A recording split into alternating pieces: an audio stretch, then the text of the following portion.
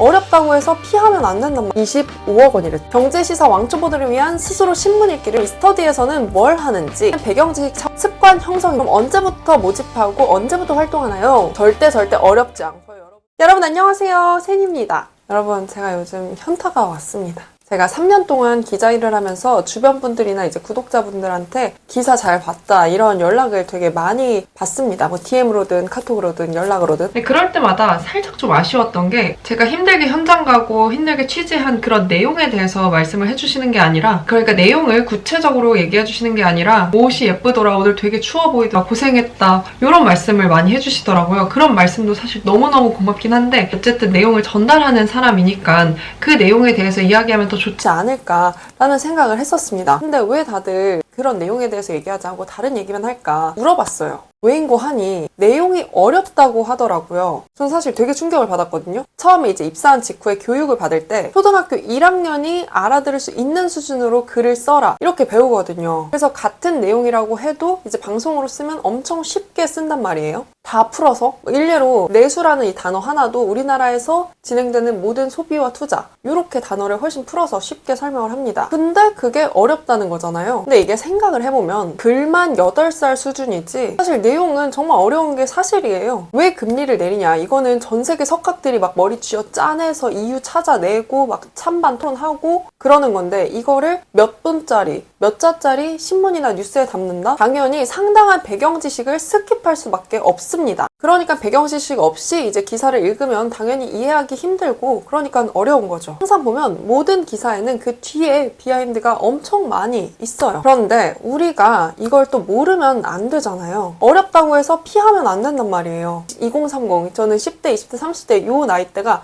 이 사회가 어떻게 돌아가는지 가장 잘 알아야 하는 세대라고 생각합니다. 당장 최근 계엄이랑 탄핵 사태만 봐도 우리가 만약에 그때 아무것도 모르고 손을 놓고 있었더라면 지금 어떤 일이 벌어졌을지 아무도 모르는 거거든요. 그래서 이번에 이 사태 때도 여의도 집회를 이제 가려고 했었었는데 제가 몸이 너무 안 좋아서 결국 못 갔거든요. 그래서 뭐 집에서 머물면서 내가 그나마 이 시국에 내가 도움이 될 만한 이게 뭐가 있을까 좀 고민을 해보니, 내가 이제 기사를 쓰면서 그리고 또 많이 읽고 정보를 수집하면서 축적해온 이 탄핵과 계엄에 관한 정보들을 공유해보자 라는 생각이 들었어요. 그래서 최대한 객관적인 내용으로만 쉽게 정리를 하자. 그래서 여러분들께 시의성 있게 바로바로 설명을 해드리는 그런 쇼츠를 제작을 했고, 그게 반응이 굉장히 좋더라고요. 잘 못 챙겨보는 상황에서 이런 것들을 준비를 해주니까 훨씬 쉽게 이해가 됐다. 혹은 뭐 사실 어려웠는데 뭘 어떻게 찾아봐야 되는지 몰랐는데 이렇게 간단하게 정리를 해주니까 편했다. 이런 댓글들을 되게 많이 받았었어요. 그래서 그런 댓글을 받으니까 현장에서 함께 못한 거는 되게 많이 아쉽지만 그 시간을 제가 헛되이 보내지 않았다는 생각도 들었고, 가짜뉴스가 난무하는 SNS 상에서 제가 마이크를 잡고 걸러지고 정확하고 그리고 쉽게 가공된 이런 정보를 전달하는 게 제 활용도를 극대화한 거라고도 생각했어요. 그래서 이거를 본격적으로 해보면 어떨까라는 생각이 들기 시작했죠. 저는 우리 사회가 언제든지 여러분들 같이 깨어있는 시민들의 감시가 필요하다고 생각합니다. 그런데 우리 사회는 또 이렇게 너무너무 퍽퍽하고 살아가기가 나날이 힘들어지잖아요. 그러다 보면 당연히 뉴스랑 신문을 챙겨볼 겨를이 어딨어요. 내가 먹고 살기 힘들어 죽겠는데. 우리가 지금 부모보다 못 사는 첫 세대거든요. 잠깐! 제가 꼭 얘기하려고 적어뒀는데 까먹어서 얘기를 안 해가지고 카메라를 잠깐 다시 켰습니다. 또 제가 생각한 우리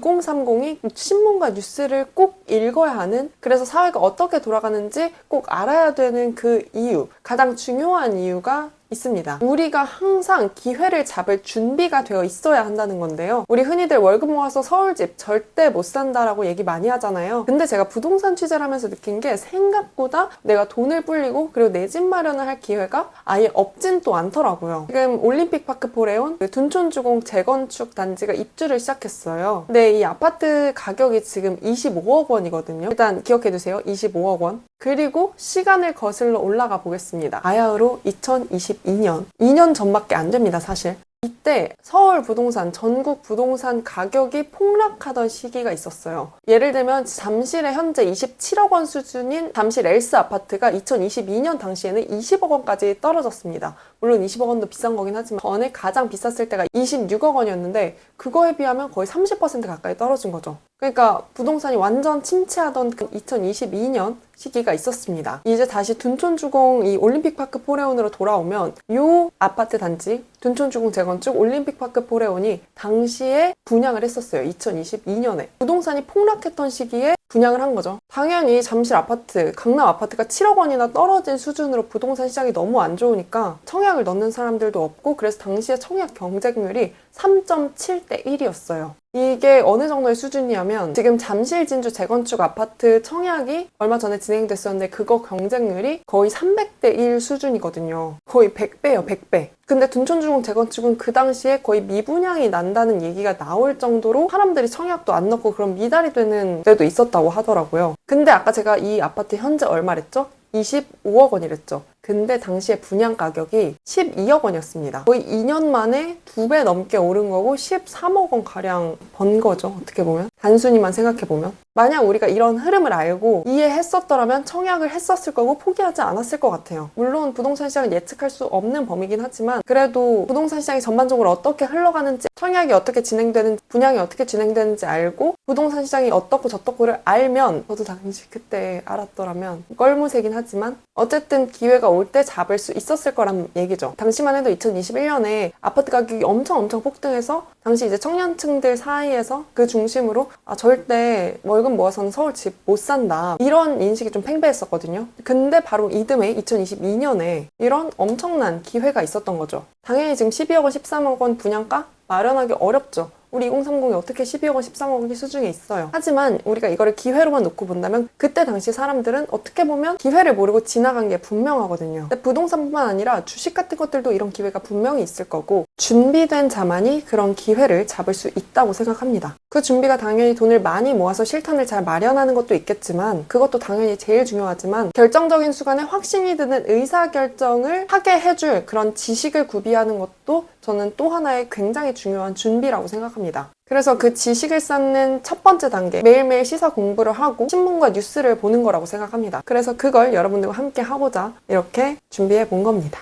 다시 돌아가실까요? 그래서 제가 해보고 싶은 건 요겁니다. 여러분들이 사회의 중요한 토픽에 대해서 최소 3분 정도는 상세하게 설명할 수 있는 그런 상태로 만들어드리고 싶은 거예요. 그래서 그걸 저와 함께 해갔으면 좋겠다라는 차원에서 이렇게 스터디를 열게 됐습니다. 절대 어렵지 않고요. 여러분들 어려울 것 같아서 뒤로 가기 누르셨다면 다시 돌아오세요. 저는 경제와 시사 초보들을 위한 기초를 다지고 그리고 매일매일 습관을 길러드리려고 합니다. 한마디로 경제 시사 왕초보들을 위한 스스로 신문 읽기를 길러드리고 싶어요. 그래서 몇 번 스터디를 열겠다고 예고를 했던 것처럼 저는 제 기사를 사람들이 보다 쉽게 이해하면서 읽을 수 있게 됐으면 좋겠어요. 그걸 제가 함께 해서 도와주고 싶고요. 저와 함께 경제를 쉽게 이해하고 신문을 하루에 하나씩이라도 완벽하게 이해하고 공부해 나가는 그런 스터디 저와 함께 하시는 건 어떠실까요? 그래서 제가 저희 스터디 이름을 경제 with me로 정했어요. 그럼 이 스터디에서는 뭘 하는지 이제부터 설명해 드리도록 하겠습니다. 우선 신문 읽기를 우리 살펴보면 첫째는 배경지식 차원입니다.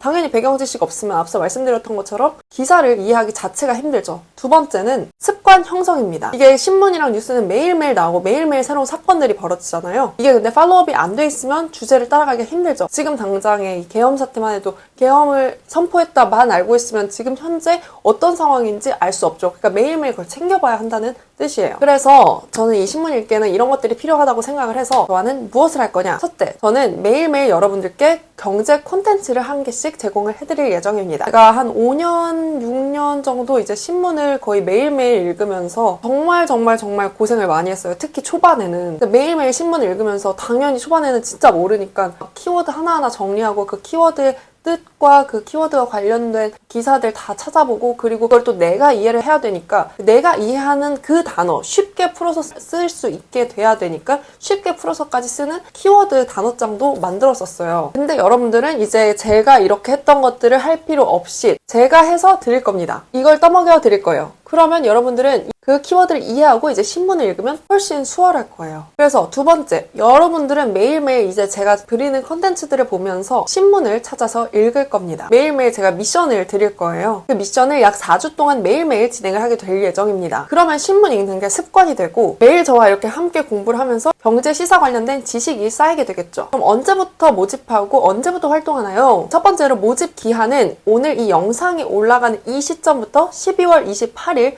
토요일 자정까지 받도록 하겠습니다. 그럼 내년 2025년 1월 1일부터 4일 안에 제가 여러분들께 초대 메시지를 발송을 할 거예요. 그 초대 문자를 받으신 분들은 거기에 있는 링크를 타고 들어가셔서 저와 같이 오픈 채팅방 안에서 활동을 하시게 될 겁니다. 그 활동은 본격적으로 1월 6일부터 4주 동안 진행될 예정입니다. 이 스터디에 대한 자세한 내용은 더보기란에 남겨뒀으니까 인스타그램 가입 안 하신 분들도 충분히 보실 수 있어서 확인하시고 함께 했으면 좋겠습니다. 자, 그럼 우리는 너한테 뭘 주니? 라고 물으신다면 저는 정말 최소한의 비용만 받겠습니다. 사실 이것도 제가 진짜 고민을 많이 했거든요. 가장 많이 고민했던 게 이 부분이었던 것 같아요. 각설하고 비용을 받게 된 몇 가지 이유를 이제 먼저 설명을 드리면, 첫 번째로는 제가 최근에 이렇게 경제 시사 관련된 쇼츠들을 올리면서 그래서 막 얼굴 욕하고 뭐 이런 거야 뭐 이제는 그냥 쓰루 하는 사람인데, 이 경제 시사가 컨텐츠는 평소에 그런 컨텐츠보다도 제가 조금 더 품을 들여서 만드는 영상들인데, 그 영상을 제대로 안 보고 오히려 이제 외적인 것들로 비난을 하시는 분들이 많으시더라고요. 이 내용을 보면 그렇게 얘기할 수가 없는데 왜 이렇게 외적인 것만 보고 그렇게 얘기를 할까 싶더라고요. 그래서 저는 그렇게 이제 제 영상을 안 보시는 분들이 제 영상을 악용하고 혹은 비난하고 이런 거를 원하지 않았어요. 심지어 제가 엄청 품을 들여서 제작하는 영상들인데, 그래서 어쨌든 최소한의 진입장벽을 만들려고 합니다. 두 번째는 강제성인데요. 저도 이 스터디가 되게 오랫동안 롱런에서 여러분들과 함께 하는 그런 굴러갔으면 좋겠어요. 근데 사실 저도 강제성이 부여가 안 되면 이거를 제가 꾸준히 할까라는 생각이 들기도 하더라고요. 제가 언시 스터디를 진짜 많이 했었는데 그때도 생각해보면 벌금이 걸려있거나 벌칙이 걸려있으면 진짜 열심히 했는데, 벌금, 벌칙 그런 거 없는 스터디는 그냥 좀 피곤했으니까 그냥 하지 말지 이러고, 뭐 어떤 날에는 4명이서 스터디를 하는데 4명이 다 글을 안 써와가지고 스터디 방에서 멍하니 있었던 적도 있었단 말이에요. 그래서 어느 정도의 강제성을 부여하는 건 필요하다고 생각해서 이런 결정을 내리게 됐고요. 솔직히 지금도 제가 현생 바쁘고 뭐 데이트하고 엄마 아빠랑 밥 먹고 뭐 이러면 바쁘다는 핑계로 2주에 한 번, 3주에 한 번 올리는 경우도 종종 있단 말이에요. 제가 최대한 그래도 많이 올리려고 함에도. 근데 이 스터디는 사실 습관 형성이 결국에는 목적인데, 그렇게 미루게 되면 답이 없는 스터디가 돼버리는 거죠. 그리고 여러분들도 이제 코로나 때 이제 학교 다닐 때 생각을 해보시면, 제가 이제 매일매일 컨텐츠 하나씩 보내드릴 거잖아요. 그 컨텐츠들이 막 쌓이면 이게 막 월말 되면 막 20개가 돼버리는데, 이 20개를 언제 한꺼번에 다 귀찮아 죽겠는데, 그 몇백만 원 내는 수업도 안 듣는 마당에. 그래서 저는 이러한 이유로 이제 최소한의 금액을 받으려고 합니다. 그리고 세 번째는 기부예요. 제가 미션을 수행하시는 분들을 대상으로 어쨌든 이걸 현금으로 환급을 해드릴 예정이고, 그럼에도 이제 남는 비용들이 있을 거 아니에요. 이 남는 비용들의 상당 부분은 저는 기부를 할 예정입니다. 저는 제 인생 버킷리스트 중에 하나가 적십자 아너스 클럽 가입을 하는 거거든요. 그거를 이제 10년 안에 꼭 하고 싶은데, 그 첫 시작을 여러분들과 좀 경제라는 주제로 열심히 공부를 하면서도 그걸로 기부를 시작하면은 저도 너무 좋을 것 같아요. 대신 저도 이제 강제성이 어쨌든 부여가 되니까 매일매일 열심히 영상을, 퀄리티 있는 영상들을 올릴 거고, 저는 최대한 소규모 소수 정예로 할 거라서 사실 얼마나 많은 분들이 모이실지 저 지금 감이 아예 안 잡히고, 정말 극소수만 함께 해도 저는 할 거라서, 아무튼 그렇게 해서 번 돈은 이제 기부를 할 예정입니다. 네, 저는 이렇게 본업과 유튜브가 지금까지 좀 따로 놀고 있었는데, 유튜브가 제 본업의 전달력을 높이는 차원에서 좀 활용이 되는 걸 한번 꼭 해보고 싶었어요. 이번에 그게 되게 좋은 기회인 것 같고, 이제 특히 여러분들과 또 함께 하니까 더 의미가 있고 기부도 하고 우리 함께 잘 해봅시다. 그럼 저는 기다리고 있겠습니다. 그러면은 여러분, 우리 다음 영상에서 좀 더 유익하고 재밌게 만나도록 할게요. 여러분 안녕! 우리 함께 경제 전문가가 되어보아요. 안녕!